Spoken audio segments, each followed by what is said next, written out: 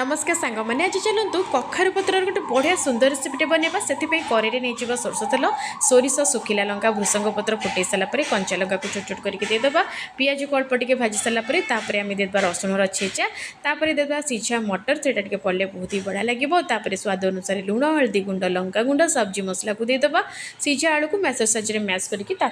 भल से पूरा कषि देकी ठंडा छाड़देवा एपटे गोटे मुझे बैटरटे रेडी करदेली बेसन में स्वाद अनुसार लुण हल्दी गुंड लंका गुंड देदेली अल्प अल्प पानी देके गोटे मोटा बैटरटे रेडी करदेली कखारु पत्र को भलसे मुझे क्लीन कर देती तादे मो आलू स्टफिंग को देदेकी एमती फोल्ड करदेली सुंदर मागे आम देखो पूरा फोल्ड होगा सब रखीदेली एमती बेसन गोटे बढ़िया कोटे देकी तेल में छाणीदेली गैस फ्लेम को मीडियम रखी छाणीबे देखिए बहुत ही बढ़िया हम जमा भी खोलबनी तो देखो बढ़िया मागे आम हो जाए टेस्ट बढ़िया था आपण मैंने थरटे कखारु पत्र को आणिकी एमती बनातु देखिए बहुत भल लगे चैनल जदि नुआ अच्छी सब्सक्राइब कर दिंतु वर्षा पाग देती एमती सुंदर सुंदर आइटम बन खाइले ना बहुत ही बढ़िया लगे।